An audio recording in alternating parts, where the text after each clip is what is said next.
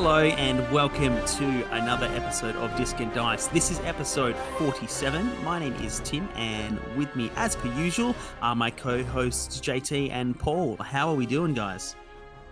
Hello, I'm doing pretty good. Also doing good. I feel like I should ask Timmy now how he's doing. You know, it was just like a... Our listeners can probably tell just because we all sound a little bit different, but we record this online because we don't all live close. And just then, JT, when you said hello and you did that like swell up, like it totally broke up across the internet and it was all like an old dial-up sound. Like it sounded so glitchy. I've actually just got a bit of a sore throat, Timmy. So it actually wasn't the internet. That's actually just how I sound like now. Was it kind of like in The Matrix when like Keanu Reeves, he touches the mirror and it like, when he first goes into the Matrix, it like digitizes? It ended up like just elongating the sound. So it actually to me sounded more like that waiter from The Simpsons who's always like, hello. Incredible. Unfortunately, I don't think listeners will get the experience because if anyone doesn't know, I'm the one who records on my end and I don't think it broke up for me. So yeah, they're not gonna get the JT traveling through the Matrix version of this podcast. Paul might need to retrospectively edit the sound so it's it's like canon. That really happened. So this isn't a wasted 3 minutes of me laughing at something that only I heard. Yeah, I hope everyone enjoyed that joke that didn't happen for you. But hey, before we jump into anything else today, guys, happy birthday, because this is the what would it be? This is the 3rd anniversary of the podcast. Like literally today, on the 3rd of December when we're recording, was the day we released our very first episode back in 2017. So there you go. Oh my goodness! Like that's crazy. Like driving home from the shops just this afternoon, Shayla asked like when we were coming up to our 50th episode, and I was like thinking about it, and I was like, oh well, that's a few episodes away yet, but I reckon we'd be pretty close to like the birthday of the pod, and Paul always mentions it, so like it can't be that close, or he would have said something. And then bam, here we are, 3rd birthday today. Fancy that. Right, there you go. That's pretty cool. What are we doing? I've got a beer. Like I'm literally drinking a beer. I do have a glass of wine in hand. I usually do the podcast with some kind of drink, but right. We can. That explains a lot.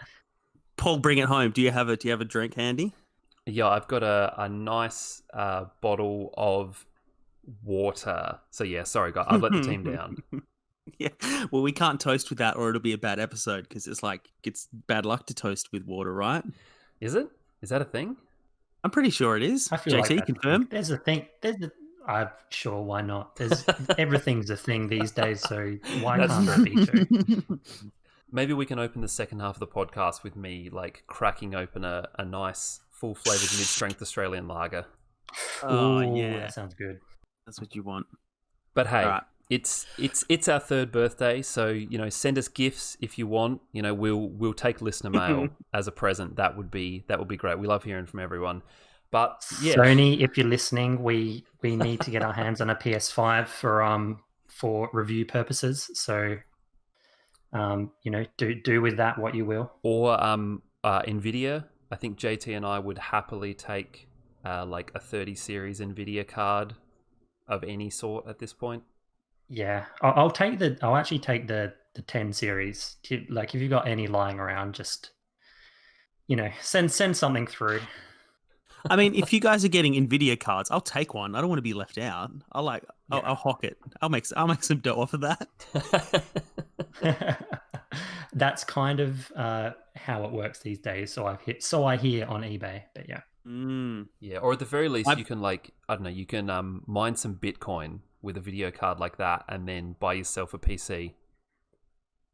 I've got a Facebook group chat that's called Gamer Dudes, and it's just a whole bunch of guys that like I know, and we play games and stuff and whatnot. And originally, it was just like a group chat where we'd share gaming news and like share recommendations and stuff and whatever. But like in the last few weeks, it has just turned to full-time discussion of specific PC parts because like one of the guys in there builds computers for a living, and so he's got his finger on the pulse, his ear to the ground, and he's constantly going, "I've got this if anyone needs it. I just built this. Check it out. I'm hearing this is really good." Blah blah blah blah blah. And you'll notice that I'm not giving any specific examples because it all goes so far over my head. It's out of control. And, like the chat has just become white noise to me now.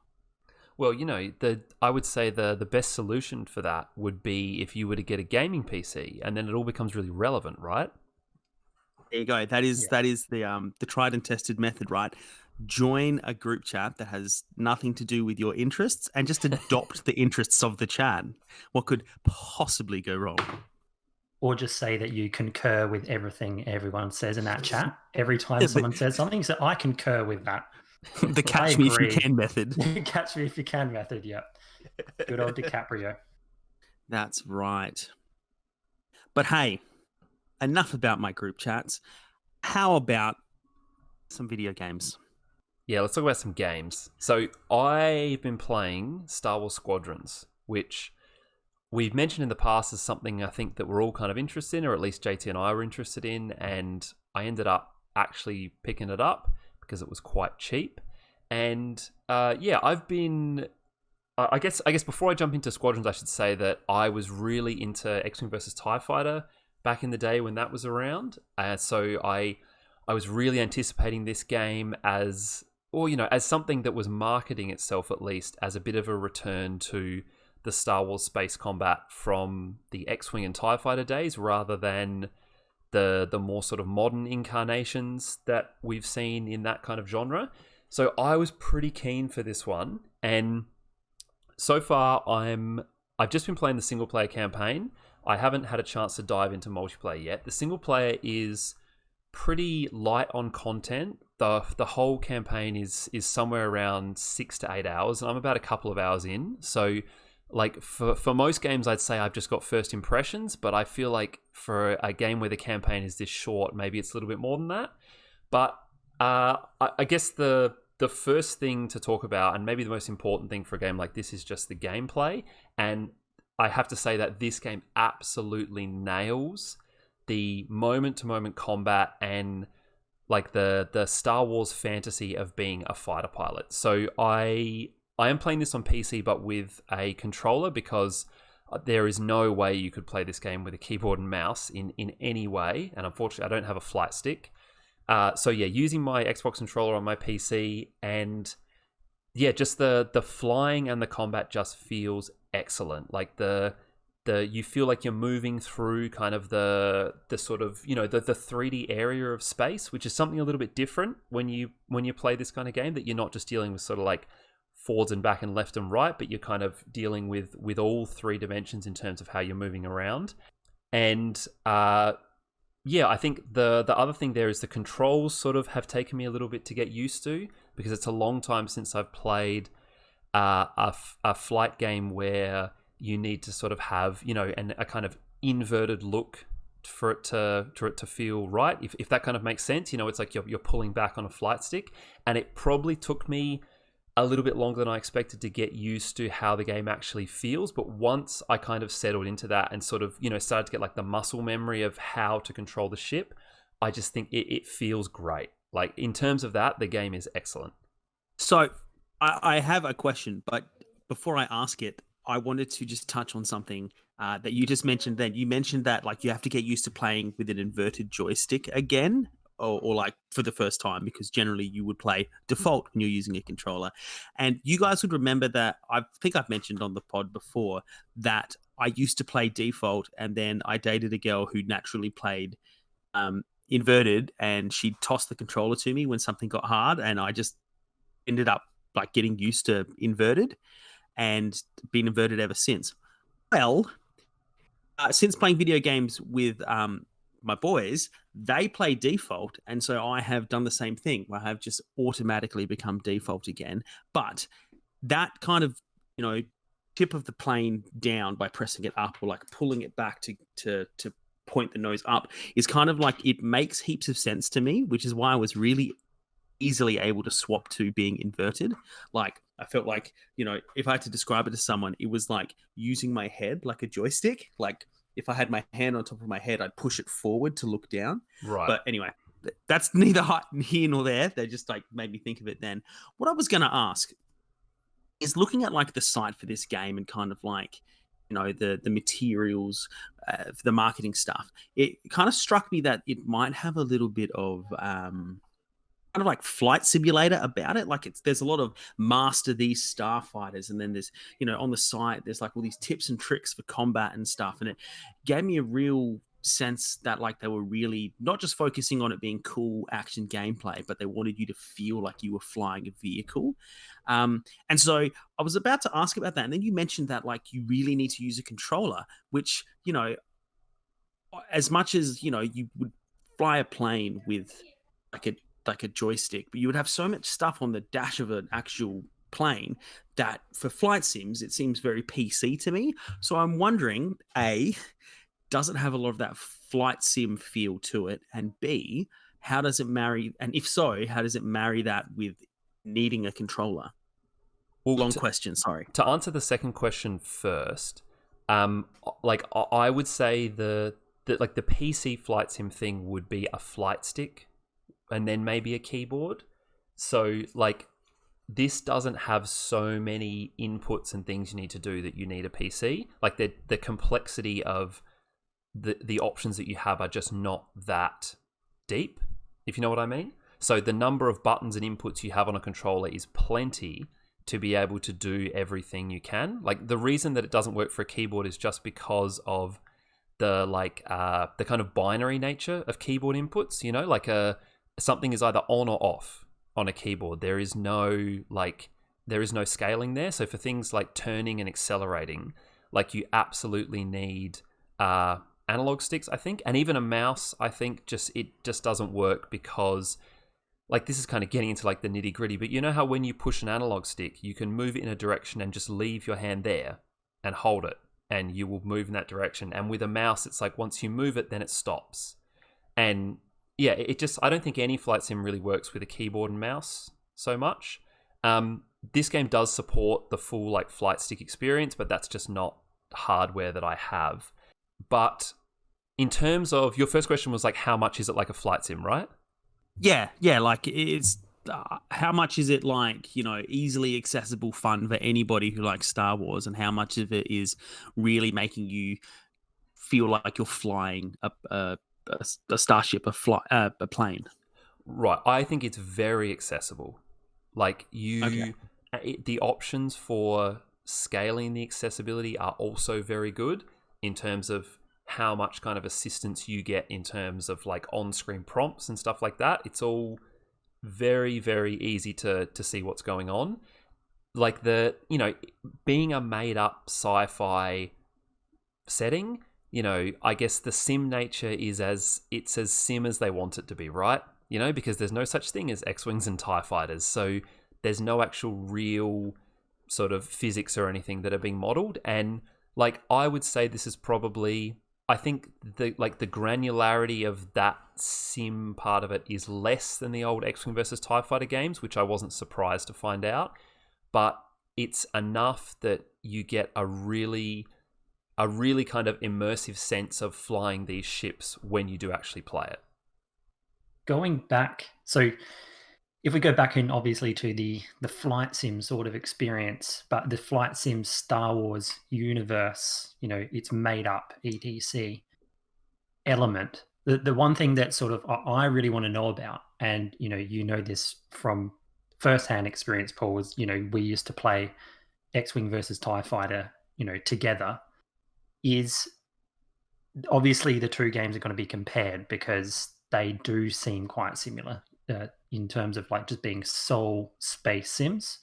What sorts of things have they obviously gone, hey, we need to pull this from X-Wing versus TIE Fighter and put it in this game? Like, what parts of what made X-Wing versus TIE Fighter great have they pulled over? And do you feel like, you know, does it feel like they've based this game on that at all? Or do you reckon they just sort of happened to arrive at, like, you know, the type of game they actually released independently? Does it feel like that they kind of, you know, aim for a spiritual successor? Yes and no. Like, there are some aspects of it which are like X-Wing versus TIE Fighter. I would probably say the biggest one is the power management system. So in those old games and in this one, your ship has engine power, shield power, and weapon power. And you're in control at all times of the balance between those three. So you can boost one at the expense of the others, or you can keep them all level, and you can kind of, fiddle around with those depending on your situation. So, if you need to like close really fast, you boost your engines. If you've got someone behind you, you can boost your shields. If you need to shoot someone, you can boost your lasers, obviously. And that's something that I think was quite unique to X-Wing vs. TIE Fighter, which has come across into this. And it's a really cool system. Like, I loved it back then. I love it in this. It means, you have options in any situation. So you're not just kind of flying your ship and moving and shooting. It's like you can make choices as to sort of what area your ship is good and bad in any given moment. So that's something that I would say that has come across. In terms of like stuff that hasn't, I think that the game is just generally more arcadey than X-Wing vs. TIE Fighter was. So you don't have quite as much control over little kind of granular stuff. So X-Wing vs. TIE Fighter allowed you to do things like change exactly how your lasers fired. So like an X-Wing has 4 lasers. You could either fire them singly, you could fire them linked in pairs of 2, or you can fire all 4 at once. And each one was, slightly higher power versus slower firing rate. This game doesn't have that. Your ship just fires, and you can choose whether your weapons are stronger or weaker. So there's some kind of little things like that which are not as kind of simmy as X-Wing vs. TIE Fighter. Like, damage is a bit more arcadey. X vs. TIE had quite an involved damage system where different components of your ship could be knocked offline. So you could lose, say, targeting, but nothing else. This just kind of has damage. And so your ship just takes damage, and then the other kind of quite arcadey thing is once it takes damage, you basically have a repair which is on a cooldown.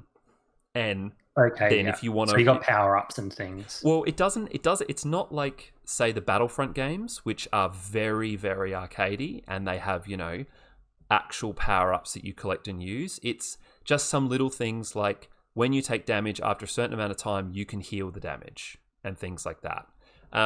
So yeah, it in some areas it feels like X-Wing vs. TIE Fighter. In others, it feels like they've made concessions to reach a broader audience, which it makes sense. One area where I would say it does feel like X-Wing vs. TIE Fighter is just in how it looks. I think that it's sort of a natural progression of what X-Wing vs. TIE Fighter was trying to do, but on today's technology. Like, the game looks incredible. It runs fantastically on my PC that sometimes struggles with new games, and the maps are just like, they are full of incredibly like scenic moments where you're like weaving through asteroid fields or fighting around space stations, and it has like an incredible sense of scale. And that kind of stuff I feel like is something that X-Wing vs. TIE Fighter had at its time, or in its time, but the technology was never quite there, but it absolutely is there now. So so that kind of, if that kind of makes sense, JT, that it's got like the cinematic nature of X-Wing vs. TIE Fighter, and in some ways it does it better just because we can do that stuff better now.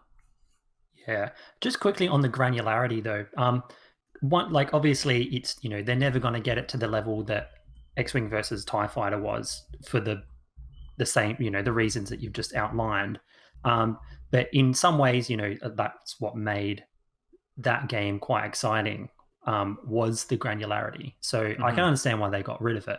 But I'm actually quite interested about 2 specific things that X-Wing versus TIE Fighter had, and if it came over into this. So the first one was, obviously you mentioned the diverting your power to your shields, weapons, and your engines.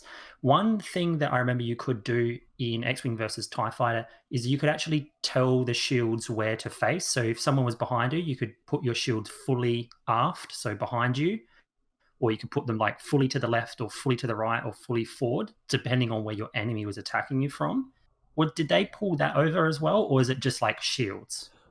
I don't think they did. I think that's a little bit like the weapons options, how you can't do like single fire lasers, or you can't do like single, double, quadruple. That with shields, it's just stronger, weaker. You can't change like the direction like that. Yeah, and I do remember like when you a lot of X-Wing versus TIE Fighter was your fingers would be sort of cramping up sometimes because you'd be like diverting to shields and then changing where the shield is going. So like again, I understand completely why they got rid of that, because I think a lot of people would just get switched off by that. But the other one as well though was the targeting system, because in X-Wing versus TIE Fighter you could choose exactly where on a ship. So for instance, like a Star Destroyer, if you wanted to shoot at the hangar or a turbo laser or the shields or the bridge, you could choose individually where your torpedoes would get fired to. Do they still have a targeting system, or is it a little bit more like relaxed? I've got to say that's something I'm not sure about, because in the campaign missions I've played so far, there have been occasions where the objective has been to destroy like the shield generator or to attack a certain part of the ship, but it's always been sort of handled for you. So when that becomes your objective, that shows up as your target. I haven't had any situations where it's kind of like, you know, the kind of sandbox situation where you're just attacking a Star Destroyer and you work out how to take it down. So I'm not sure whether you do have that option to target specific components. But that's a good question. I'll have to let you know. The other thing I wanted to mention when we were kind of on like graphics and sim stuff before is that the cockpits for the ships are incredible in this game. And each ship has a unique cockpit and they're all very, very unique. It's not like all your Rebel ships are kind of the same and all your Imperial ones are the same. They look very distinct from each other. They, just in terms of the graphical fidelity of the game, they look beautiful. And what is really, really cool is that basically everything you need to play the game exists in the cockpits, and you can turn all the other sort of UI elements off if you want to. And I haven't turned them all off. I've kind of left like the targeting system is on at least, so I can see where the ship is that I'm targeting. But all of the things like your shield power levels, how many torpedoes you have left. You do have like a targeting computer that's on the actual cockpit of the ship. All of that is actually modeled there in game, which I think is really cool. So you could turn all that stuff off and you could see how your ship is doing and control every aspect of it just from looking at the actual cockpit that is modeled there. And yeah, I thought you would appreciate that, JT. Yeah, that's really cool. That's just like, yeah, it's the kind of immersion you want, right? You know? So that's a lot of kind of like how the game works and how it feels and everything, which is of course important. But you know what I want to hear about, and you mentioned that you're playing the single player campaign. So I want to know kind of what the premise for this one is. Are you sticking with kind of like a single character, or are they jumping around so you can have shots playing as both Rebels and Empire, or what's the go there? What are you actually doing in this game? Right, so the single player campaign has an interesting structure in that you do play as both sides. So you play as Imperials and as Rebels, or as in this case, I think it's New Republic in terms of the timeline that it's set in. And you kind of jump back and forth. So the tutorial mission at the very start of the game, you basically play the same mission from both perspectives. You sort of play the first half as Imperials, and then you play as the Rebels coming in later in the mission. And that's like a really cool way to sort of show you both sides. And after that, you play with the Rebels for a bit more, and then eventually you sort of go back to the Imperials. And like I said, I've only played a couple of hours, but you sort of move between the two. Like that's obviously the structure they're going for, which in theory I think is really cool.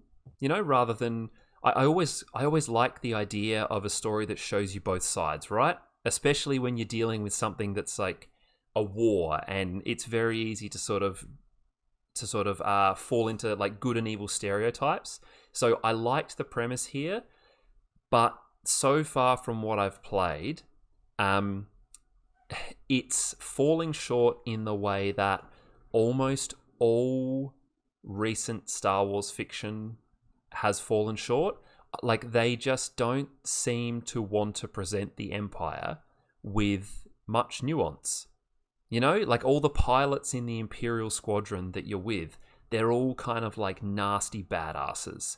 And all of the pilots in the Rebel Squadron or the Republic Squadron, they're all, you know, bright-eyed idealists. And like, I just find that disappointing. I know that, you know, it's probably not what most people are looking for, that, you know, good versus evil is Star Wars for most people, and that's fine. But I just want it to push a little bit further. You know, I want to see like the perspective of the people who genuinely believe in the Empire, and I want kind of those perspectives to be handled in a way that is believable. So And yeah. I don't.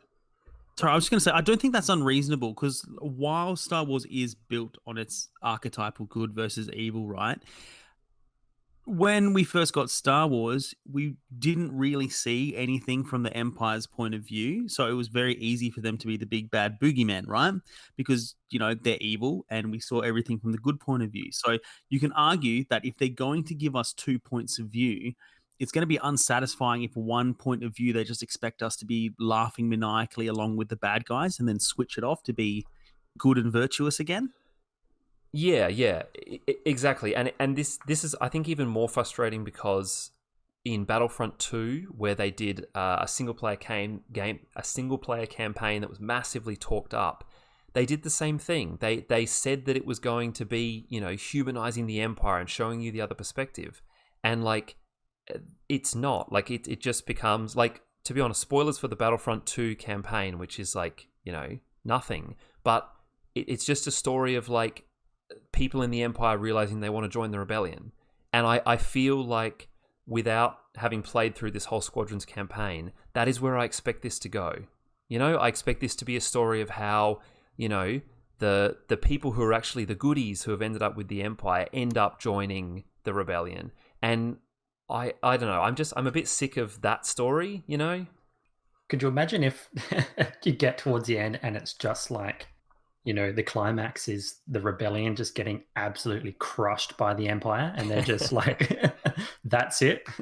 Roll credits. I would love it if that's where it goes. And, hey, you know, maybe it will do something more interesting. Here's not to harp on about the golden days of X-Wing versus TIE Fighter, but that was like the most unbiased Star Wars game ever, because you literally just had, you're in the Empire or you're in the as like part of the Rebels, and there's like, you're just given like the battle tactics, and sort of like you made your own storyline up, essentially, because it was based on it was a multiplayer game in the end. But do you know what I mean? Like, right, but like then you had that, it was just like down the line. Right, but the original like single player versions, like the X-Wing and TIE Fighter standalone games. Oh, that's right. Like, I do forget about those. Yeah, like TIE Fighter was probably the most balanced perspective of the Empire that we've ever got in any Star Wars, well, you know, in any that I'm familiar with. But yeah, it does seem that those more nuanced takes are kind of, they're relegated to like the comics and the novels and the sort of niche video games rather than the more mainstream stuff, which is a bit disappointing, but you know, that's what it is. Just one more point on that, kind of, because Timmy, you asked about like what character you play. You create a character for both sides, so you create a rebel pilot and an imperial pilot, and they are completely lifeless.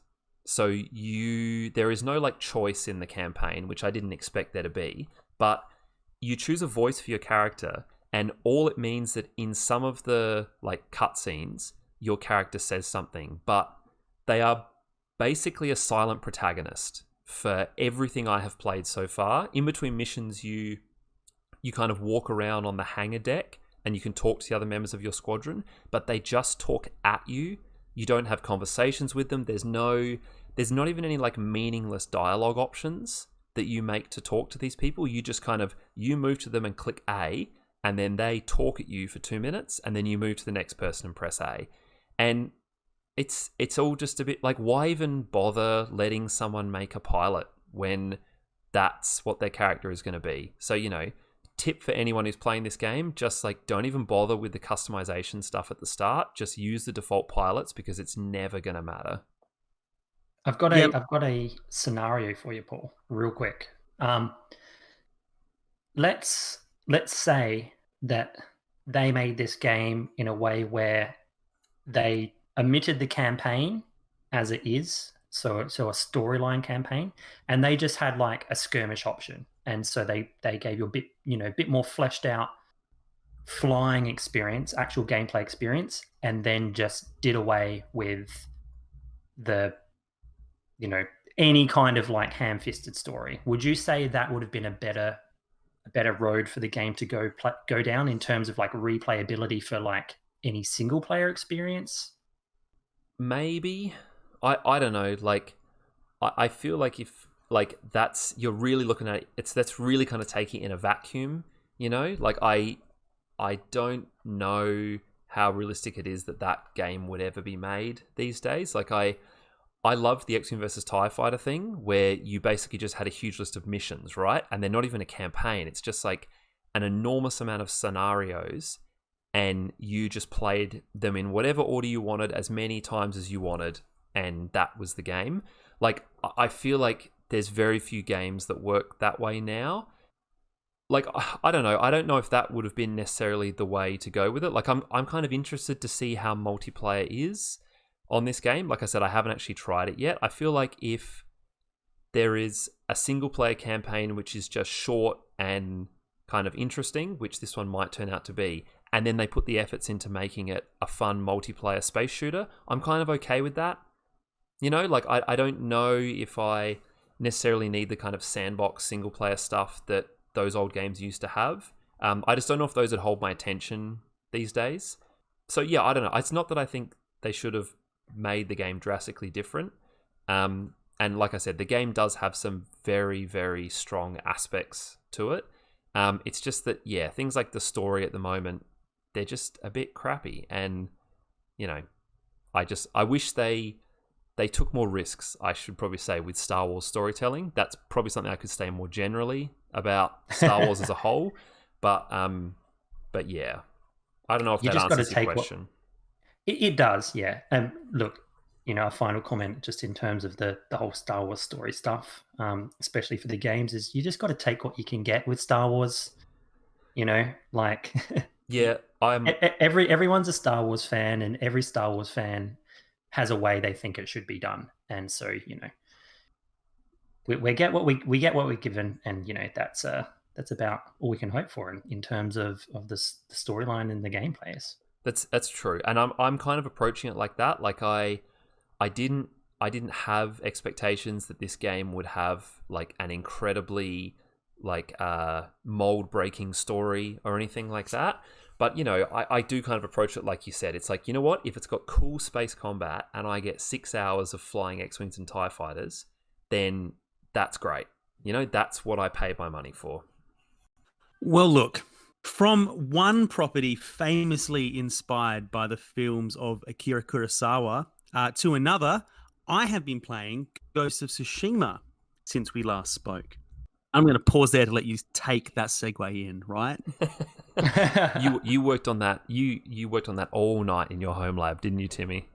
I didn't. It came to me just then, and I was so proud of it. I was like, I really hope there's a little bit of silence here so I can get this in before someone says, "Tim, you've been playing Ghost of Tsushima." I came close to doing that, Timmy, but then, good thing you gave us a heads up in the chat. That's right. But yeah, look, Ghost of Tsushima. First of all, I understand that in the game, all the characters call it Tsushima, and that's the proper pronunciation. And I was like tossing up whether I say it like that or how I naturally say it. And I tried it out by just dropping into conversation to Shayla before. She's like, "Oh, what are you talking about on the podcast tonight?" And I said, "Oh, I'm talking about Ghost of Tsushima." And she was like, Tsushima. I was like, yeah. Why did you say it like that? That's how they say it in the game. And she just looked at me and goes, yeah, but you're not Japanese. Like, That doesn't matter. That's not how it works. I don't know. Apparently, Timmy, it did sound right. You continue to bring your cultured worldview into your life.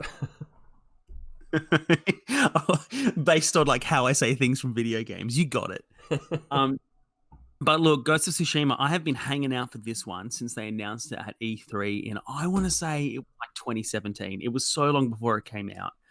And I know it had to be a few ago because like they announced it and then they didn't have anything at the next couple of E3s, and then it's finally come out. But if you know nothing about this game, the general concept, it's by Sucker Punch, who made the Infamous series. And essentially the concept is that it is like the 1200s in Japan, and you live on the island of Tsushima. You are Jin Sakai, and the Mongols are invading. So you and all of the samurais on the island all get together and go down to meet the Mongol fleet, and they basically slaughter all the samurai, and you kind of get rescued and nursed back to health. And now your home is completely overrun by Mongols, and so you're kind of a one-man army kind of roaming the countryside trying to find allies and perhaps any other samurai that might have made it out, peasantry or blacksmiths or anybody that could help you out so that you can rescue your uncle who has been captured by the Mongol leader, and also save your home and all of its inhabitants from the Mongol invasion. So that's a pretty brief summary of kind of the concept, and I'm very much in Act 1 of this game. It seems pretty expansive, like the countryside is massive. I am absolutely not rushing it at all and having a real good time. And so I'm not really going to comment on the story much more than that, because I don't feel I have enough to really judge it one way or the other. I can say so far I'm really digging it, but I probably haven't dug in enough to really talk about the story at any great length. So what kind of game is this? Because I know there was another Japanese-inspired game that was a Dark Souls game that was more like almost horror fantasy, and I know that's not this one. Sekiro something. Shadows Die Twice. That's right. That's the one I'm thinking of. So is this? What's this like? Is it Dark Souls style? Is it like Dynasty Wars style? What's it like? It's essentially a samurai RPG. Ooh.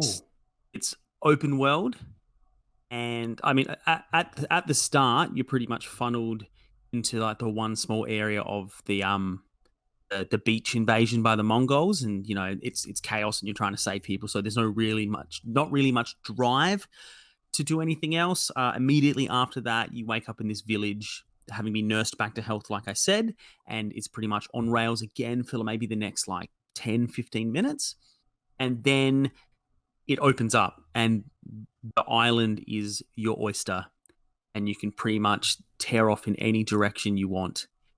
Yeah, and I say RPG, you know, you have your inventory, and you know the different weapons and different outfits have different perks and stuff. So far, there's not like it's not like how I was talking about Outer Worlds last episode, how like you look at your strength and your dexterity and your intelligence and your charisma and all of that. There's not that, but it does have a skill tree like a lot of modern RPGs do. So like you know once you get a certain amount of experience, you get a point, and then you can put that into, you know, now I can throw.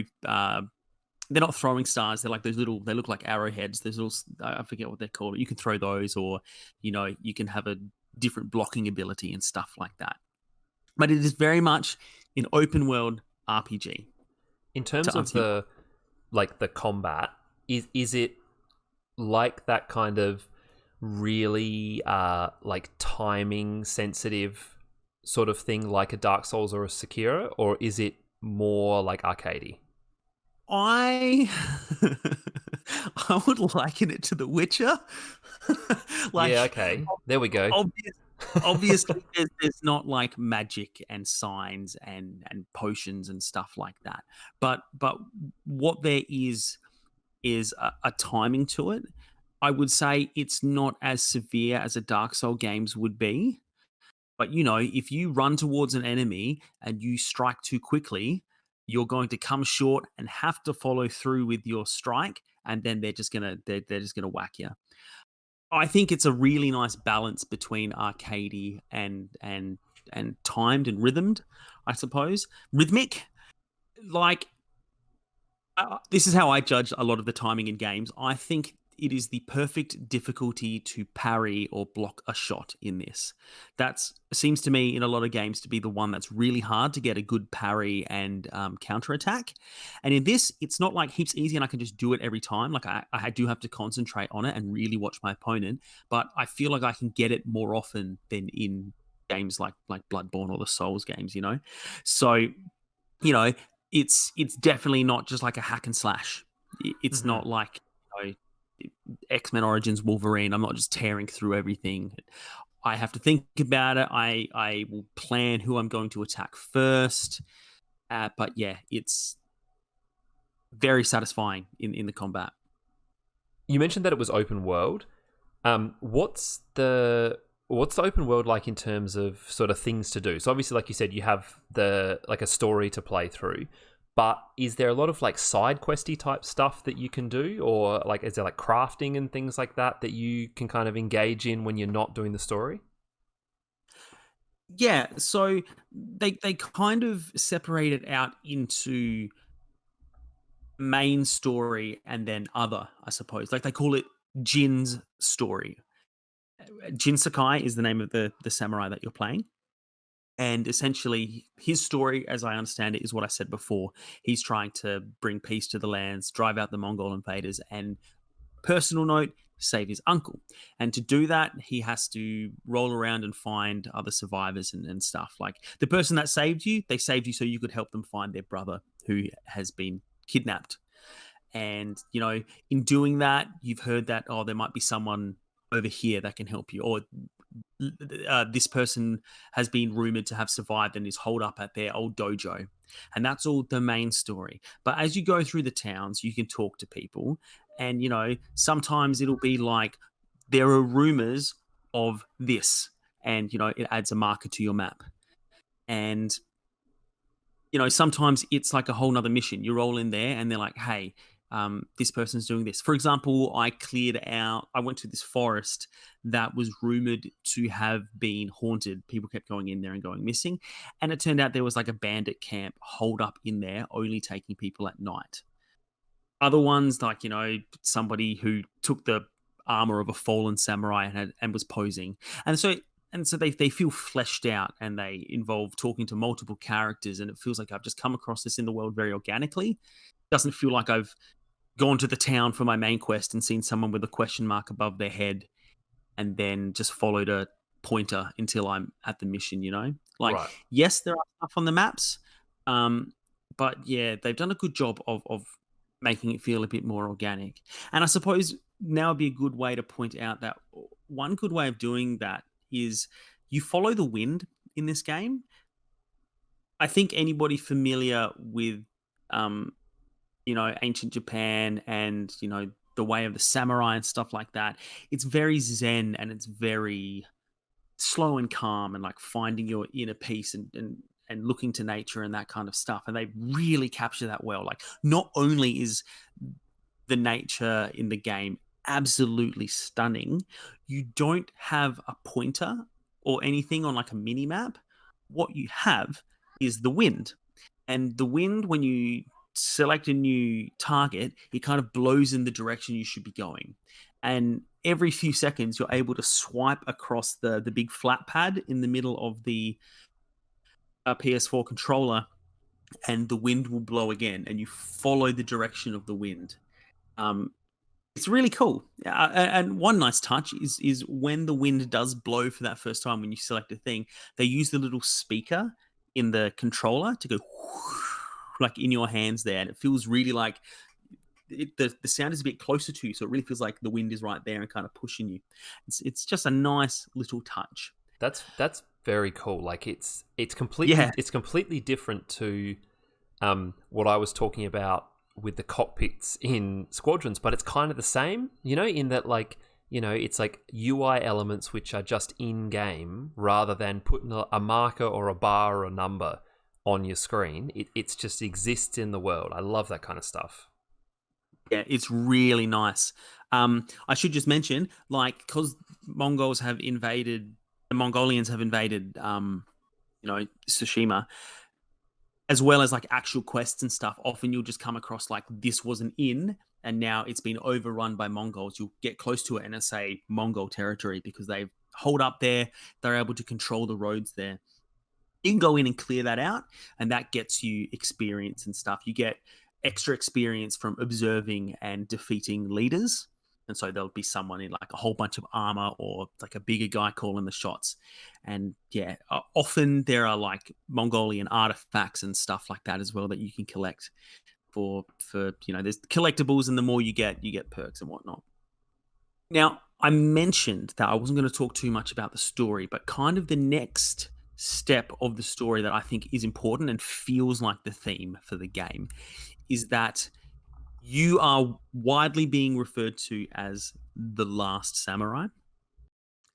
And the whole point of Jin's story, as far as I understand it so far, is that being one samurai against a complete army of Mongols, you are destined to failure if you approach it like a samurai, because there's been flashbacks and there's been all these discussions about how important the way of the samurai and honor and nobility is to Jin, especially because he lost his father to bandits and then took up the family mantle. So like acting with honor is super, super important to him. But this game, everything in it is pushing him to what we would relate to ninjas, like doing things stealthily, sneaking up on people, killing them silently without giving them a chance to defend themselves and their honor. And Jin, the character, is so against it. It is like a really interesting moral struggle for him because he can do those things and, save entire like villages from being pillaged and sacked and stolen, but at the cost of his integrity and what he thinks is right. Or you can choose just to stroll up and try to take them out with honor. And there are some really cool perks to doing that. Like there's this really cool a thing if you walk straight up to like a whole bunch of enemies, you can call one out and take one on one-on-one, like in a duel sort of thing, and then the rest attack you after. But yeah, it's really interesting seeing this moral struggle for Jin and being actually presented with different ways to go about it. So are there like story consequences for choosing to be like more honorable or less honorable or anything like that? Like, yeah, what sort of happens when you go one way or the other besides, like you said, those kind of gameplay things? I don't think I've played long enough to see proper consequences to my choices. I'm sensing that the game is very much directing me to fighting differently. Like the blurb of the game says like Sakai must master a new fighting style, the way of the ghost. Like it's in the title, Right. It's almost like the origins of ninjas, like that's kind of what it feels like to me. Like they're not saying it. There's not a word for it. I haven't fought anyone that looks like that. They're all brutes with swords and spears, but I can crouch and I can go into my heightened listening mode and I can sneak up on people and assassinate them and whatnot. I think they've done it nicely in that I feel like there are consequences because my character is so tortured. And, after the first time I assassinated somebody, I got this flashback to training with my uncle, which very much drove home how Jin feels about acting with honor. So when I came back out of that, I didn't feel good about that assassination I did. And just one note on that as well. One thing I really liked about that first stealth kill, I snuck up behind the person and I pressed the button and I did it all how I was meant to. But you know how in video games it kind of goes, like you walk up behind the person and it goes, now press square or X or whatever it is to to stealth kill, and they just do it really quickly, really nice. In this, it said now press it to do that, and I did it, and he did an absolute dog's breakfast of a stealth kill. Like he stabbed the guy like around the front, but like didn't cover his mouth or anything. So the guy immediately called out, and so then he grabbed his mouth and kind of wrestled him to the ground and just had to stab him a whole bunch of times. And it wasn't smooth, and it wasn't quiet, and it wasn't efficient. And I really liked that. Like I really felt like my character is learning at the same time as me. Like yes, I'm just learning to press buttons, but it's looking like it's literally the first time he's done it, not just you've done this 1,000 times, but now the game's teaching you to do it. Reminds me of Last of Us. I think when you sort of first start to play as like Ellie, and it's like stealth kills take longer than you're used to when you played as Joel. And I always thought that was a cool thing as well. It's not like you say, it's not just like hit a button, enemy dies. It's like there's a bit more to it. Absolutely. So yeah, I am fairly confident I'm going to talk to you guys about this a lot more, because I'm really enjoying it. Like it's, how I talked about Breath of the Wild being like really zen and relaxing when you're moving through the world. Mm-hmm. This is exactly the same. Like the world looks fantastic, and the developers have really, I feel like they've approached this game with the concept of scenes in mind. Like there's a Kurosawa mode in this that puts it into black and white with a bit of a grain, and they'll speak in Japanese with subtitles. They've really looked at like the framing of old samurai films and stuff. And when you start a mission, it kind of cuts to a title screen with Japanese characters down the middle of the screen, and it might be like a shot of a sword leaning against a tree with its like a ribbon on it blowing in the wind kind of thing. Like they've really approached it very cinematically, like both during gameplay and outside of it as well. And you can just stand there and watch the leaves blow off trees for like minutes at a time. It's honestly stunning, and I can't wait to get into it like even more. Quick question: how do Hey, you get man. around? Do you have a horsey? Got a horse, yeah. Actually, I should mention that. I think the horse control is really, really nice. Like, I feel like, again, a nice balance between it being a little bit clunky because, like, you're on an animal, and a lot of the time you're riding through woods and forests and stuff, and it will get spooked and whatnot. But it's not like heaps clunky. I feel like I have to be looking ahead and be ready to go where I want to go. It's not like riding a motorcycle in GTA or whatever, but it feels real and weighty without being to handle. Yeah. Do you need to, so if you like, has it got like a fast travel system, and do you have to go somewhere before you can access the fast travel, or has it sort of got that way to compress the time between travel? I haven't experienced any fast travel yet, and honestly, I don't know that I would want to. Like I think that's really cool. If they have omitted it, it sounds like the kind of game that would benefit from not having fast travel. It's super satisfying to get around the world. It's beautiful to look at. It feels so nice, and like that the wind thing directing you on where to go.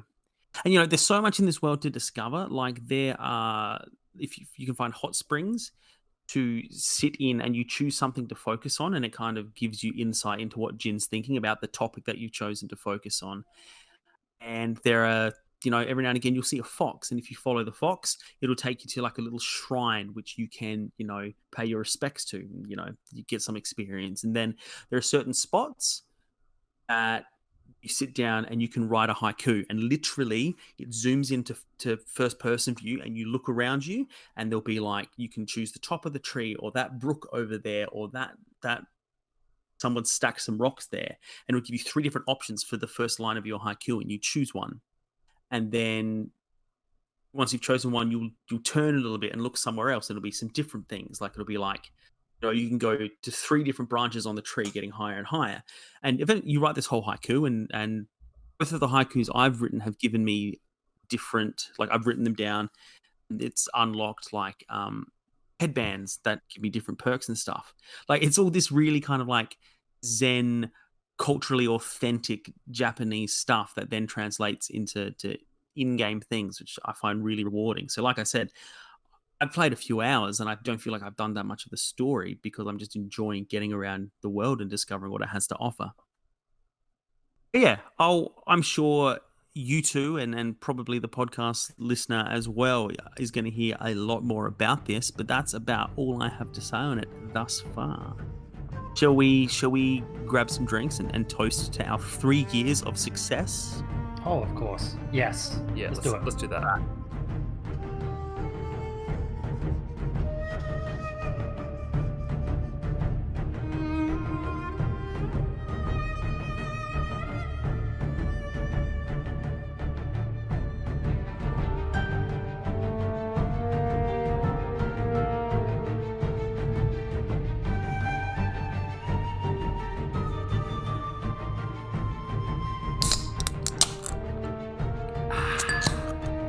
So happy birthday to us, if you missed it.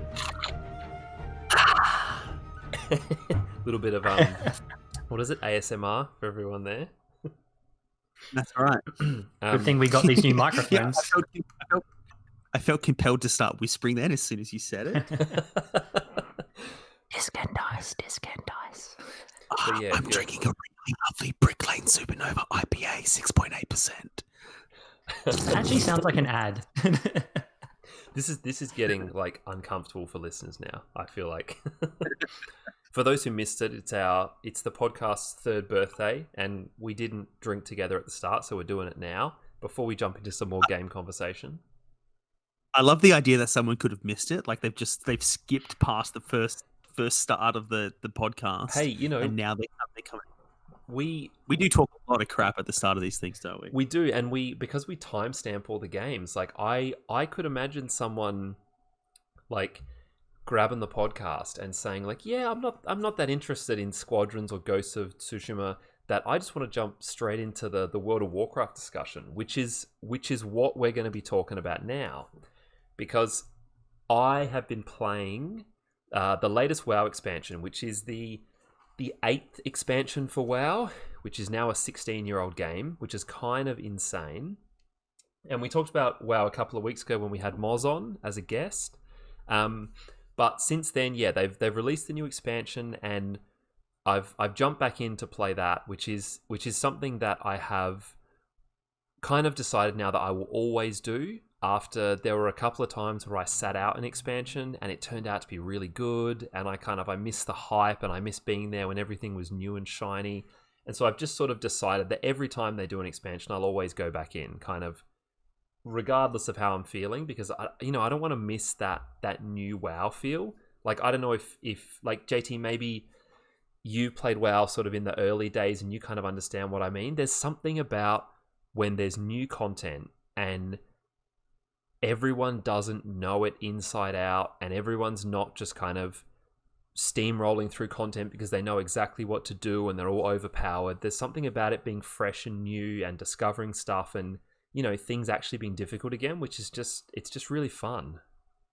I think even for, like, let's say Timmy, for instance. I know Timmy played WoW for a little bit when we were living together, but let's say he went back into it now, not having done that, and just got to experience it, even though all the other expansions are out. I think there's still even something a little bit special about that, because it's such a well-made MMO that it does sort of have that sense of wonder associated with it. Like for myself, when I started with Burning Crusade, but it was already out for a good 2 months or something when I started. But that sense of, I don't know what's going on. This is all completely new to me.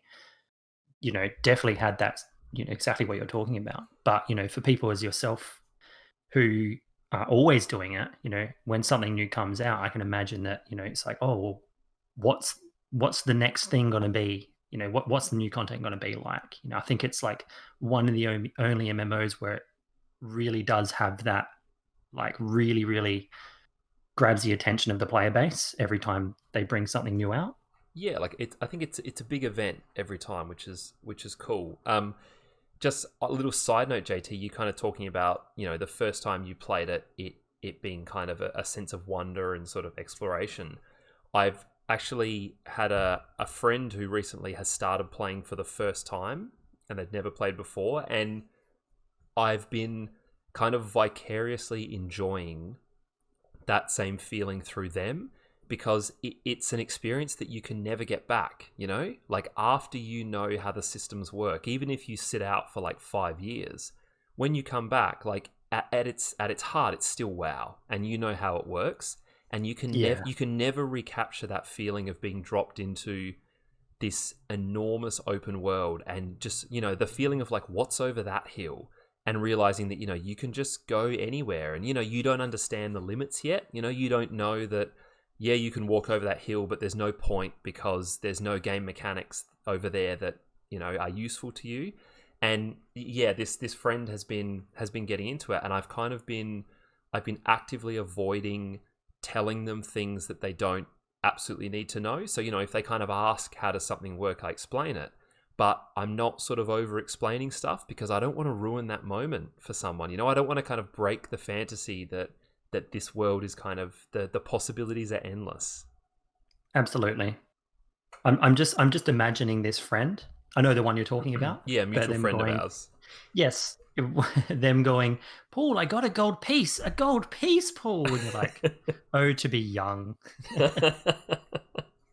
Hey, you might have covered this, you know, talking WoW over the years, but I'm curious, what does the World of Warcraft look like these days? Like, I remember what it looked like on my very lackluster non-gaming PC that JT mentioned me playing on in like 2010 when we lived together, and it wasn't much to look at then.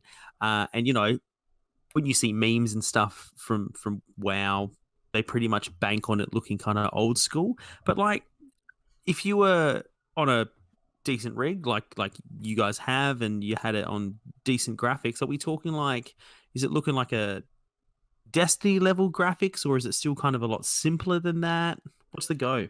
No, it's definitely not at that level, just because like I don't think the engine could ever do it. And like I said, it's 16 years old now, so there's limitations, but they update the kind of the graphical parts of the game every expansion, and because it's very stylized in the kind of aesthetic of the game, I think they get away with a lot. You know, if they went for something that was realistic, you would notice the dated nature of the graphic engine more. But because of that, I think they can get away with that. Like, I think the game still looks great. And like, for example, in this expansion, Shadowlands, they have ray tracing in the game. If you have the latest generation of video cards which do that, then there are ray tracing effects in there. And like, I don't know if there are many 16-year-old games that are patching in ray tracing at this point. So like I think it still looks really good, but I think that has more to do with fantastic like art design and direction more than like graphical power. I absolutely agree as well, but just because like, even, you know, when it very first came out in, I think 2004, I remember Moz, you know, who we all know and love from the podcast, got it out of before any of us did, and we went to his house and watched it. And you know, even back then, I don't remember being like blown away by it or anything. It was exactly what it needed to be. But I think that's just, you know, a testament to it being stylized appropriately. You know, it's like you expect it to look not great, but not in a, you know, this is bad graphics. It's more just, you know, it suits the stylization. It suits the somewhat like cartoony nature of the fantasy. Right. I think it has a scale that works with that as well. You know, the world is so big, like it is so vast and enormous now that it can have like huge expanses of kind of nothing that are just there to create a sense of scale, which I think, you know, other games can't really do because they have to be a bit more economical with sort of the space they have to play with. And I think that works in its favor. It can kind of just do something immense in its game world just for the sake of it, and that stuff really brings it a lot of like atmosphere. But it's interesting we're talking about like the look of it, because that's where I wanted to start with Shadowlands, the new expansion, the aesthetic of this, because it's always one of the things I look forward to when a new expansion drops is all of the new zones and the fresh areas that I've never explored and quested in. And like I said, the art design in WoW is always really good. So I'm always really keen to see what they've done with these areas and what they look like and things like that. And Shadowlands is a real departure from the last couple of expansions. Like WoW has always been very traditional fantasy. You know, it's sort of it's humans, dwarves, and elves and orcs kind of at its heart. But the last couple of expansions they've been quite traditional. They've kind of been set on the sort of Earth-like world that most of WoW takes place on, whereas Shadowlands it's in terms of the lore, it's set in what is basically the realm of death. It's where kind of spirits go after they die. And as a result, it is very, very high fantasy. It is very abstract. It's very crazy. Each zone that you go into is like a different realm of death. And it's something that's really quite fresh. So far, I am enjoying it. Like in the last expansion, for example, you know, you're kind of on an island and you have like the snowy zone and the mountainy zone and the hilly zone.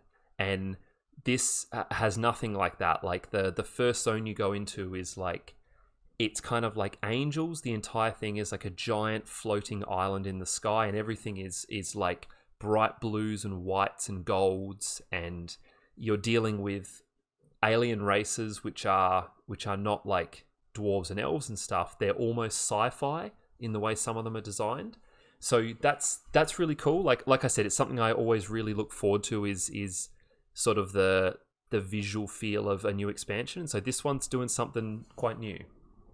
Just quickly with that, you know, obviously you mentioned the realm of high fantasy and not just the typical high fantasy, which is like, you know, most fantasy stuff is based on.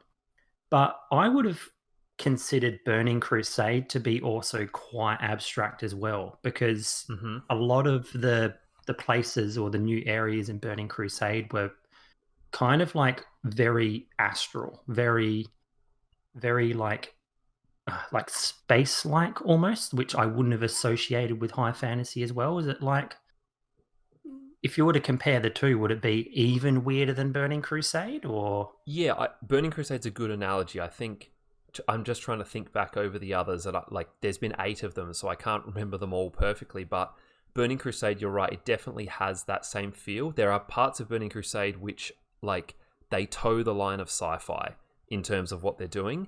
This, I would say, is more abstract than that. It's sort of even crazier on another level, but it's probably closest to that in terms of the feel. I wanted to ask about, I guess, kind of the way you interact with the new areas, because the way you were talking about it then, you know, like the first zone and then you go to the next zone and et cetera, and, you know, they sound like they're very far removed from the world that you normally play in. So you're moving through the missions for the new expansion, Shadowlands. Are you able to, you know, like nip back across to like the regular world and do your bits and pieces there? Or do you kind of, once you kick into the story of this, are you kind of very much kept in the new area going through this new world? No, you can always go back.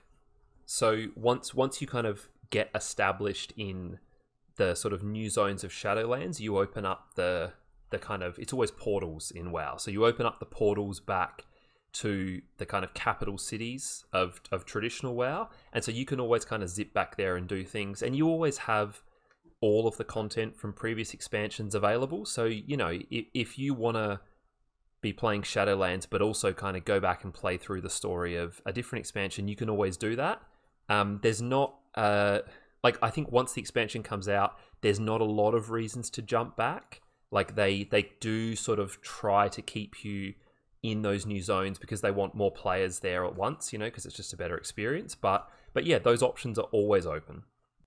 Yeah, that's actually something I was curious on, because I know with, again, Burning Crusade, because that's the one that sort of I experienced the most of, was we would frequently have to go back to what's it called, Azeroth, the main area, to do like the Karazhan raids.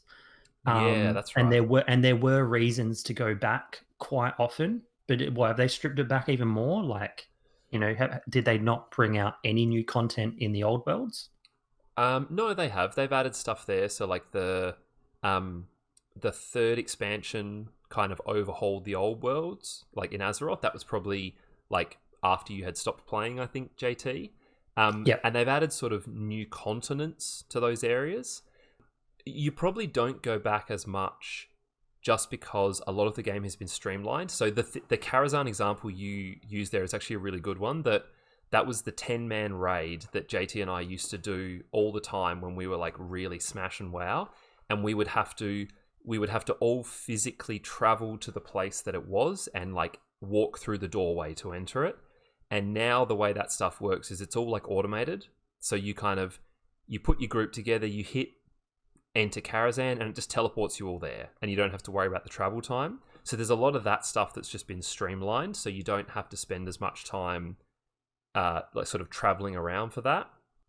But Timmy, it's interesting that you sort of asked about how you kind of move through it, because this is something that's changed a little bit from the last couple of expansions. So a few years ago, WoW brought in scaling as a system, which was basically the idea that whatever part of the game you're in, all the enemies and quests would scale to your level, so the content is always relevant. You're never sort of too powerful for it, and it becomes kind of irrelevant, and you get no suitable rewards.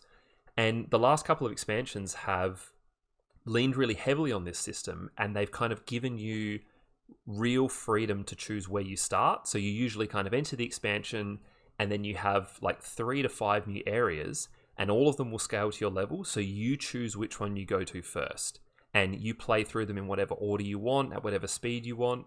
And Shadowlands has gone back to the more what I would consider outdated system, in that everyone goes to the first zone, and then the second zone, and then the third zone, and the fourth zone, and they are not scaled. Like the first zone is a certain level, and then you get too powerful for that, and you go to the next one.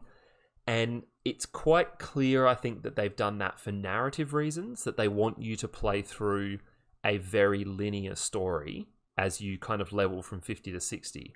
But I'm not a huge fan of it, because I think that it takes a bit of choice away from the player, and in some ways it can make it a little bit harder to play with other people. So for example, my brother and a couple of other friends are playing, and he's a little bit behind me, so he's still in the first zone, whereas I'm in some of the later ones.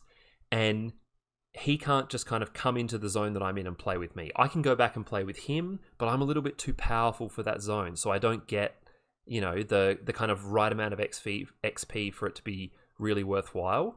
Whereas in previous expansions, that didn't matter. You just go to wherever your friends are, and it's all scaled to your level, and the content's all relevant. So yeah, I'm a little bit torn over this. Like, I can see when I level my other characters, not having that choice and always having to play through the zones in the same order could get a bit boring. Like I always liked in other expansions that you'd usually have a favorite zone or two, and then when you went to level your alts or your other characters, you just skip the zones that were boring. You just jump to the ones that you like and play through those instead. So yeah, I'm torn on this one. I'm kind of waiting to see how it pans out, but I'm leaning towards the opinion that the scaling system is a better way. Yeah, I tend to agree as well.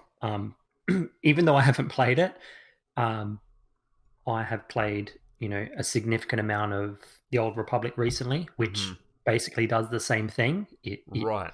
It doesn't scale the enemies up; it scales you down. So I guess it's essentially doing the same thing. But what that means is that you can adventure with people who are significantly lower than you, and then still receive like experience and appropriate rewards, because it just makes it easier for people to play with one another, being that you're essentially like being treated the same depending on what area you're in. And I think it is just the way to go. Like, it's not even like an MMO thing as well. Like, heaps of single player games have a scaling system for that very reason, so that you can go back to places, or you can recycle quests and do things in other places. So yeah, it's unfortunate that that's kind of the route they've taken, but I do get that as well. You know, if they want people to experience the lore or the writing, you know, that they've put work into, that's kind of like maybe the only way to do it. Right. I think it is an artistic choice. Like the way the story worked in the last expansion is you had 3 main zones when you first got there, and the story was basically, we have to get these 3 factions to join our side to fight the enemy. And so it didn't matter which order you did it, because they each had a relatively self-contained story about gaining their support in the war. Whereas this one has a very kind of character-focused story. You know, it's got like a number of sort of figures from WoW's history who are there as part of the campaign, and like you are playing through very, very specific events that you know you couldn't do out of order. So I think it is very much a case of like they want you to experience it in this order, otherwise they can't tell that story. Yeah, and I think it's just going to be short, right? Because there's, you know, like any MMO, there's always just a rush for the end game. You know, you will, you know, it's nice to experience stuff along the way, but I think that the one sort of thing we've always said to each other is that the game starts at the end game. That's when you get to, you know, get the biggest benefits out of playing it. But just on the story, we've had discussions about this in the past, I think, Paul, but definitely not in the pod. And that is just the lore for the World of Warcraft universe. Has this like pushed you into really appreciating the lore and the story? Because I remember, like, one thing for me in WoW is that I just couldn't get into it. I loved the game. I loved the social aspects. I loved the gameplay and everything regarding just the game, outside of the fact that I thought that there was nothing interesting about the lore. So has this done anything for you, or have things changed for you while you've been playing when I haven't? Like, where are you at with the WoW universe at the moment in terms of the storytelling? Sort of 50-50. I would say, like, I totally get what you mean. I think it's very generic traditional fantasy most of the time, and that's not my go-to speculative fiction. So I could take or leave a lot of the storytelling. I think there are bits of WoW, like maybe certain expansions which I really like. Like the expansion was called Mists of Pandaria, which is like a Chinese themed expansion. I absolutely love. I think everything about the aesthetic and the world design and everything in that expansion is like amazing. But then there are others where like it's just WoW fantasy, and there's nothing really that special about it. What I would say is that they've got way, way better at storytelling. So even if you might say like the lore of WoW is still fairly kind of generic, they've just got a lot better at telling stories within that world. And I was having this conversation with someone the other day as we're both playing through Shadowlands, that previous expansions have generally gone by the model in terms of the story of new expansion comes out, there's a really, really big bad guy, and over the course of the expansion, you build up to killing them. And then when the next expansion launches, there's a new really big bad guy. And over the course of that expansion, again, you work your way towards killing them at the end as well. For the last 2 expansions, arguably even 3, they have told a more kind of continuous connected story, which has been really cool. Like in very, very brief terms, it's basically been that a new character became the leader of the Horde 2 expansions ago, and then in the last expansion, that character kind of went bad and did a bunch of stuff that a lot of members of the Horde disagreed with, and so they basically broke away from the Horde, and now that character is sort of the protagonist and the big bad for this expansion, which is kind of cool. You know, it feels like over the last like 5 years or so, there's been an ongoing narrative, which there hasn't really been before. Previously, it was like expansion comes out, story is told, and then you move on and you start from scratch again. So they've got better at that kind of stuff. But yeah, in terms of the lore side of it, JT, I think like if it didn't grab you before, I don't think that part of the game is going to grab you now. Right. Yeah. I mean, good to know. I mean, it's just it's just one of those things that, like, as you're playing the game, you get quests, and I would never really read the quest text. Yeah. It was just a quest for me. Whereas in the Old Republic, they have cinematics to explain that stuff, so it's a little bit more engaging. So obviously, like, the delivery method is a bit obviously something that would change how you engage with the narrative as well. So that's probably an important factor too. To give a bit of context there, that's the kind of stuff they've got really good at with WoW. So you get a lot of in-game cinematics along the way as you level now, which you don't get sort of dialogue choices like Old Republic, but you get a lot of kind of more cinematic moments where you kind of get the story delivered to you in that way. So that stuff has got a lot better. Great. Sounds good. But yeah, in terms of that, like, as I think anyone who's played WoW knows, this isn't the kind of game that you play for 2 weeks and you finish it and then you're done. Like, I'll probably be playing this on and off over the next like 6 months or longer. So I'll probably check back in at some point later with like updated thoughts, especially JT, like you say, once I get into endgame, because that kind of does tend to be where like the game is in an MMO. But that's all I've been playing this week. And JT, we haven't heard from you in terms of what you've been doing at all. So why don't you take us out with that?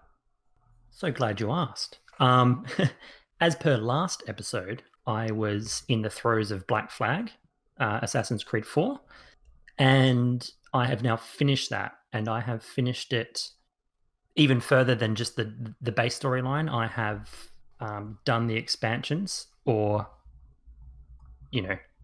as much as I can, and I'll get into that in just a moment.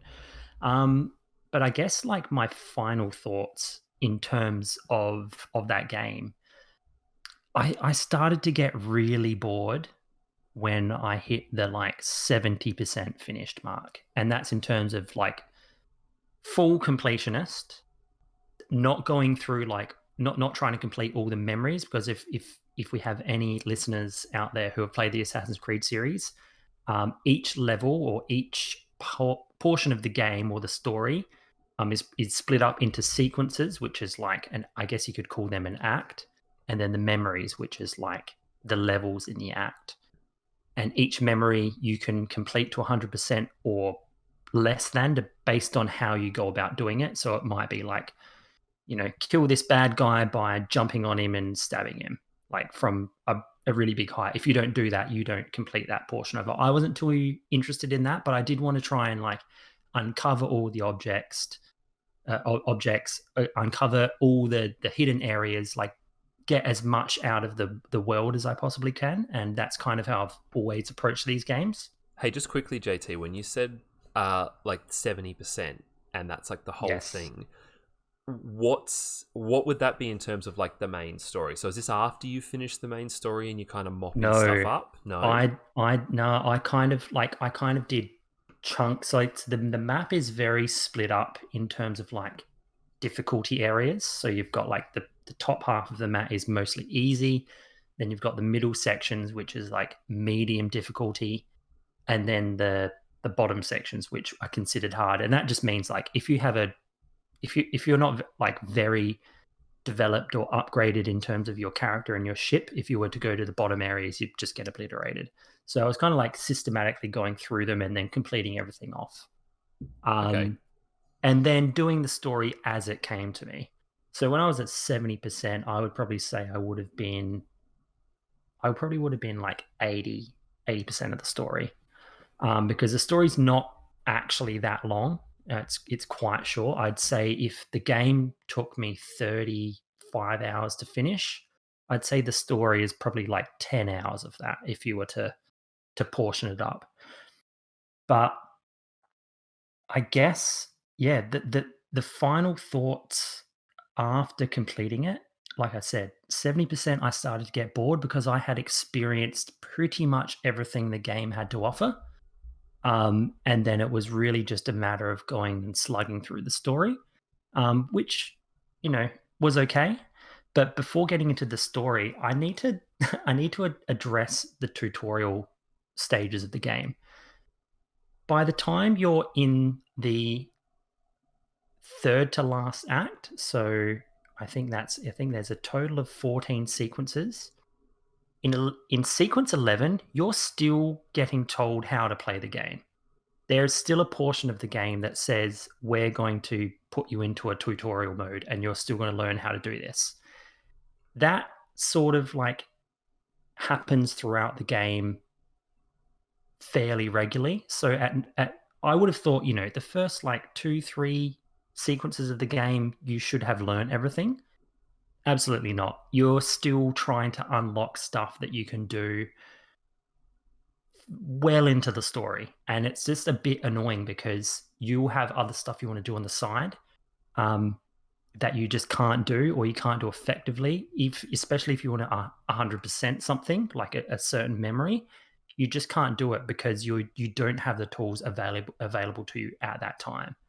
So I found that kind of disappointing. Like as I was playing through it, that's something I probably didn't mention the last episode, but it was really apparent by the time I finished. I was like, why am I still being told how to play the game? Like, like why am I still unlocking stuff that, I should have been able to use the whole game? It's just a bit frustrating.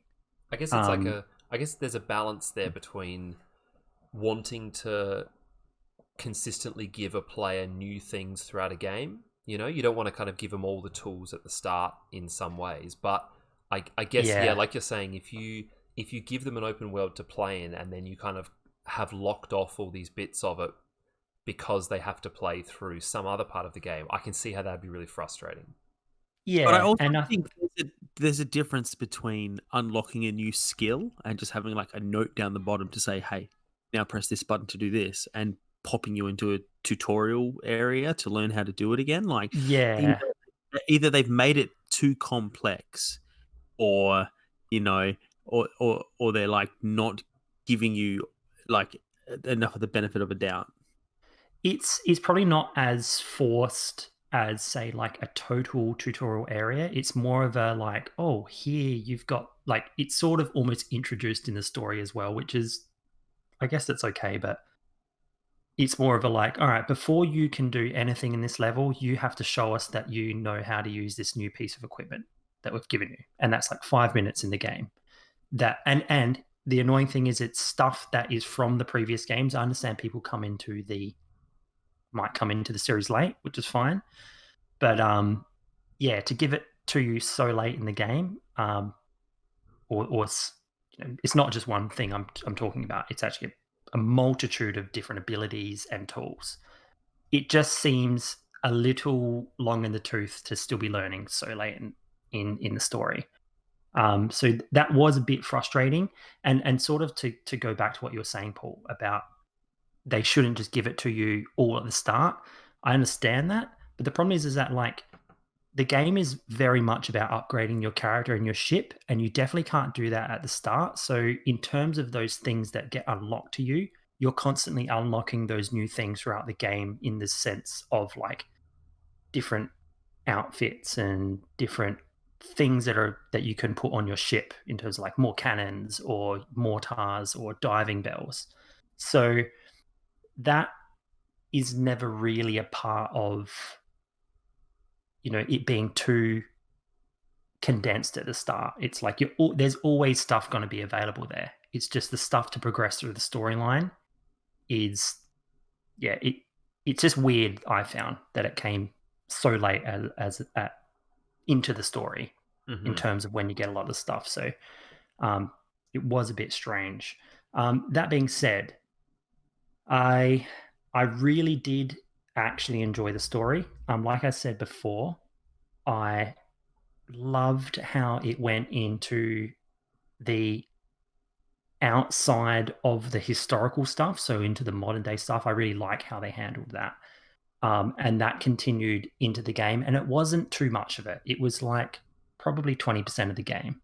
So it was just the perfect amount of just like taking you out and then reminding you that there's this bigger story, and then the rest of it you can just enjoy the historical story of Edward Kenway. So I really, really enjoyed that. That's something that I think was really consistent in the storytelling. Some people may not agree. I understand that, like, some people, including myself, for the most part, think that it doesn't even need the modern day story. But it's there. So if they're going to tell it in any way, I'd say that this is the way to handle it. And I understand you guys say that that kind of gets somewhat omitted in the more modern games. Like, they sort of go a bit more into that. I think it's like the perfect balance between the historical gameplay and the modern gameplay. That's cool to hear they're doing it well. Like you say, if you're going to do it, just at least do it well. Yeah, and I think for me, the perfect balance would be 100% historical. 0. Right. Like, I agree. I'm with you on that. I think they should just ditch it. But, like, I guess like JT's saying, they don't seem to want to do that. So, like, at least don't Assassin's Creed 3 it. Yes, and at this stage in the series, I know things change. At this stage in the series, which is all I played, they haven't doubled down on it. I know they probably do in the future, but for where I'm at in the storyline, it's good. It's acceptable. It's the levels of the modern day stuff are short enough that you can just be like, whatever, I'll just get through this, if you really don't like it. The overall feeling, and I kind of need to substantiate this after I explain it, is that I'm not sure if I really want to play another Assassin's Creed game for quite some time. I feel like I've played the same game since the first one in the series. Even though that Black Flag is probably the best out of all of them, I have not felt like I've been like, cool, like that was a real improvement on the last one. I feel like I played like a completely fresh idea or whatever. I still feel like I'm playing the same game. And I think it's a lot to do with the fact that they've recycled a lot of the core gameplay elements from all the other games. So I understand they've thrown in the, as of Assassin's Creed 3 and 4, they've put in the ship stuff, which is great. I loved it. But the core of the game is still you running around and doing missions as an assassin. And that still feels exactly how it was in the first game. The animations have been recycled the whole time. A lot of like the gameplay elements and the UI have been recycled the whole time. There's just not enough like innovation, I'd say, in the core gameplay mechanics to make me feel like I want to play the next one in this series. I'm legitimately too worried that it's just going to feel like I'm playing another Assassin's Creed game. Like, at the point that you're at now in it, this is when they're just pumping them out yearly, isn't it? So they're so like, they're iterative in such a minor way.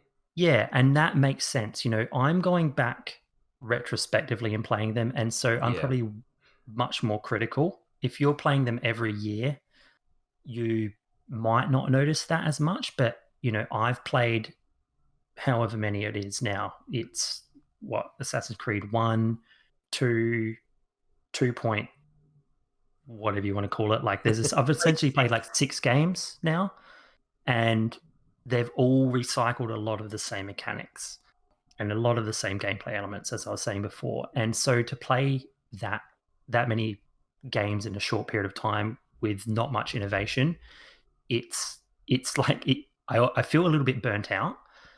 And yeah, especially going into the expansions for Black Flag. Aveline was the first one, I think, and it's very short. It's short. It's a short, sweet throwback to Assassin's Creed 3 Liberation, which is one that was originally released on the PSP, where you play as a female protagonist, Aveline. I can't remember her surname. But that's like, it takes like 20 minutes to finish. You can finish the whole thing so quickly, and that's okay. Going into Freedom Cry, which is where you play as the quartermaster for Edward Kenway, set slightly in the future. It's a really good idea because he was a slave, and so a lot of it is about like liberating other slaves. The problem is just so monotonous. It is the same quests over and over again. I got halfway through and I said, I just can't do it anymore.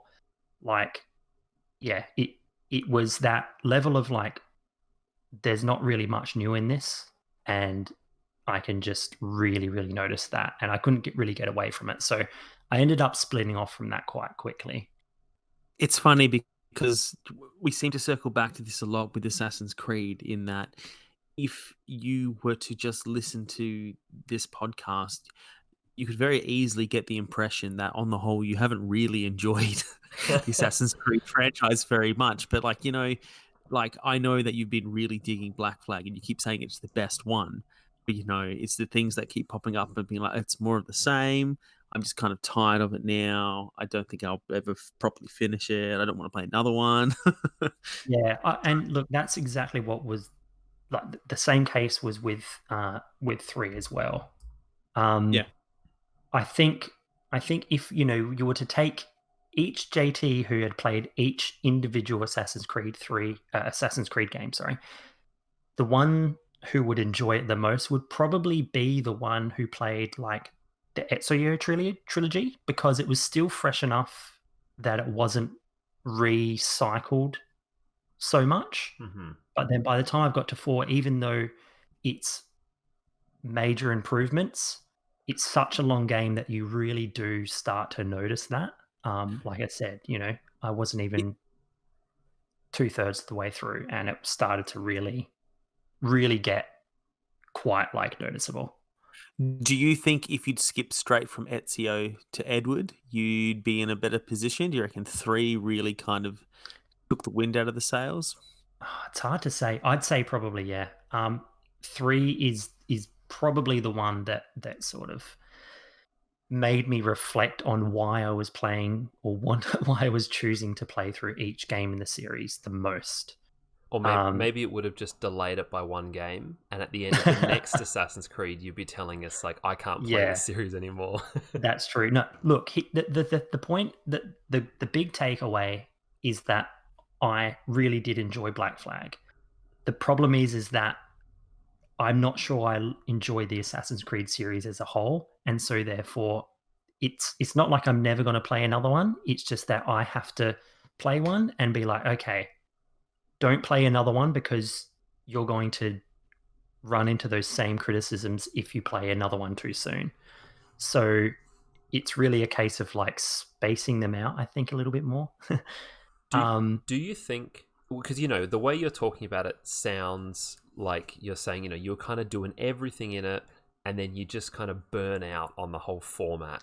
Like, do you feel like you would enjoy them more if you did less of the side stuff, or maybe if you just like, I don't know, like I kind of struggle with this with the Assassin's Creed games, because in theory I should love these games, but I can't play them anymore because I did the same thing. I played all of them up to Black Flag, and then I didn't even get halfway through that, and I was just like, I can't play one of these games. And I've kind of struggled with the idea of like, how could I enjoy these games? Like, do I just mainline the story and ignore all the side content? But then, the stories aren't ever that good. So I don't know whether like, do you just play them for a certain amount of time until you've kind of got your fill of the mechanics, and then you just bail? Like, if you were to play the next one, would you change the way you approach it in terms of how you play it?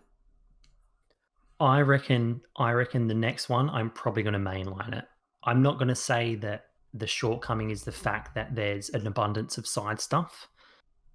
It's just that they're the kind of games that I think, even though they get sometimes critically acclaimed, like Black Flag received quite good reviews, I think they're still fairly lackluster. I think they just don't hit the mark in a lot of the stuff they try to do, and that translates to me as just a sort of a boring game, especially given the fact that the open world, it really just highlights the fact that there's not really that much in them.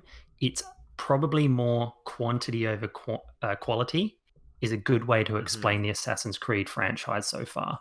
There's a lot of stuff in the games.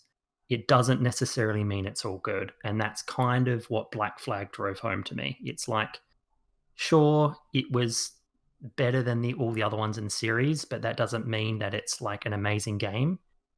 Sure, I enjoyed it for probably the first third or maybe half, but once I started to realize that there's just so much of the same thing in each game, it's really, like I said, a quantity over quality sort of situation. And one thing I want to just bring up as well is just the ongoing support issue for any of these games. So I get this game came out in 2013, 2014. That's fine. For anyone who wants to play a game to 100% completion, so if you're on PS4, that's your trophies. On Xbox, I'm not sure what they're called on Xbox. Is it just achievements? Yeah. Yeah, and on PC, if you're playing on Uplay, it's like they're just called like Uplay rewards. But then in the game, you've got your save file, and it says exactly how much of that percentage. If you started playing Assassin's Creed as of 2014, it is Assassin's Creed 4, I should say. It is impossible to get 100% because there are 2 or 3 items in the game that require you to fulfill these community reward things, which are things that they used to bring out that would essentially be like a community quest. And so if you completed a certain number of those, you would unlock these items. In 2014, they shut down the servers for those. That's no longer a thing that exists. So it is legitimately impossible to get those trophies, your achievements, or 100% save game. It's just like, and there's just not that Ubisoft have doubled down on it and been like, yeah, we're not going to be supporting that feature anymore, nor will we be making it available to just have those items in the game. You just can't get them. And I think that's a pretty poor response from a major developer for such a very minor thing that people want. So, bit unfortunate. Good thing I'm not going for 100%, but yeah, it's just one thing I came across because I was like, oh, I really want those items in the game because I kind of unlocked most of the stuff. And yeah, bit sad. You'd think they could at least patch out those achievements for right.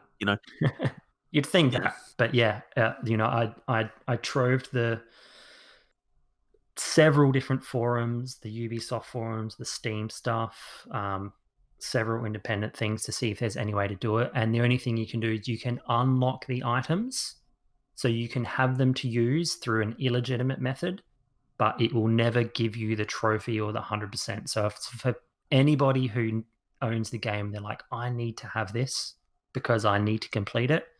Yeah, just can't do it. So, bit disappointing. But yeah, that's kind of my thoughts on Black Flag 4. But I guess it's inadvertently a bit of a commentary on the Assassin's Creed franchise as a whole.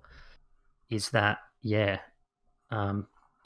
it's a bit of a slug, especially if you're just sort of trying to get through the games because you bought a whole bunch of them on special. So we might not be hearing you talk about the next one in the coming months. Then maybe you need a break. I might need a break, but I say that now, so anything could happen. You might hear in 2 weeks, 2 episodes time that, hey, I got Assassin's Creed Rogue on special because I don't own it yet. So who knows? Well, hey, if we're speaking of the things that JT is going to be playing, then maybe we should talk about the things that all of us are going to be playing as we do towards the end of each episode. So, Timmy, what's on your plate for the next couple of weeks? You know what? It's just going to be Ghost of Tsushima, I reckon. Like, I'm digging it so much. I know it's massive. I fired it up and thought I'd have a crack at it, completely meaning to continue playing Outer Worlds, but it's pretty much been pushed out the back of my mind at this point. Like, I'm still keen to play that, but Ghost of Tsushima is on a whole other level, so it's pretty much going to be that, I reckon. So much to do, especially with like Christmas holidays coming up. I got a little bit of time off work, so I might see how much I can smash out. Well, I could say WoW. I could say Squadrons, and I'm probably going to try and play a little bit more of those, but like it's Cyberpunk for me. Like I know that as soon as that comes out, then that's what I'm doing.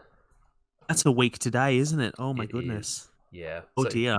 So that's going to be like by the time we record the next episode, I'm hoping to have put a significant amount of time into that one.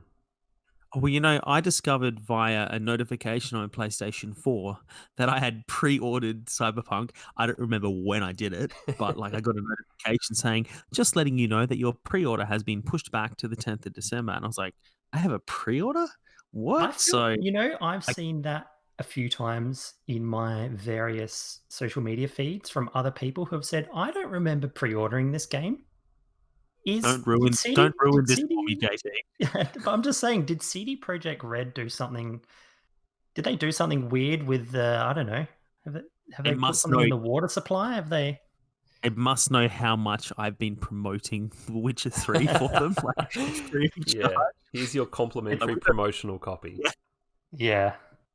You know what, Paul? You're going to be interested to hear about this because I've just recently gone back into Endless Space 2. And I've spoken about that on the pod already. I haven't experienced much more of the game that's going to give much more insight into it. So I won't be talking about that. But what it has done is it has made me very interested as soon as I finish the current campaign I'm on, or the current save I'm on, which will end probably in the next couple of days. I'm going to be getting into Stellaris because I purchased that a while ago. I know you're a fan of that, or you've played it at least, and big fan. Played it a decent amount. Yeah, you are a fan. Great. So I'm going to be getting into that because I feel like Endless Space 2 isn't substantial enough in terms of the 4X space sim experience, and I know Stellaris is quite involved. So I'm really looking forward to jumping into that, and I think I'll be doing that before the next pod. Awesome. You might get me back into it as well. We'll have to have a chat about that because that's one of those games that like one of those Paradox games where it's been out long enough now that you almost want to have a couple of the DLCs just as like a basic thing. So yeah, it's worth looking into those. Alrighty, so we actually managed to remember to talk about what we're going to play this episode, which is a nice change from the last one. But that does mean that we're at the very tail end of this episode. So thank you very much if you've made it this far. If you would like to get in touch with us, if you were screaming into your headphones because we were getting something wrong about your favorite game, please let us know. We are on Twitter, Facebook, Instagram, YouTube, all of those places. Just search up Disc and Dice. On Instagram, it is Disc and Dice Podcast because somebody else nabbed the username before us. But all the rest of them, you can pretty much just search Disc and Dice and you'll find us. If email is more your speed, you can flick us an email at discanddice@gmail.com, and we would love to hear from you. Like Paul said, wish us a happy birthday. It's all we want. We want to hear from you for our third birthday. And even better yet, if you want to chat with us perhaps a little bit more in depth, find out what we're going to be talking about on the podcast before we do it, and get your questions and your comments in early, join the Raptor Mountain Discord server. You can find the link to that in our bio on Instagram or in the description to our videos on YouTube. Pretty much in the Discord server, we just like post the episodes once they're up. We have a chat about them with anybody who listened, and we let you know what we're going to be talking about before we record, so you can let us know what you want to hear about, and then hopefully, get even a little bit more out of these episodes. But yeah, that'll about do it for us. Get in touch with us if you'd like. If not, we hope that you'll still join us for the next episode, and you'll be hearing from us in a couple of weeks. Thanks, guys. Goodbye. See you.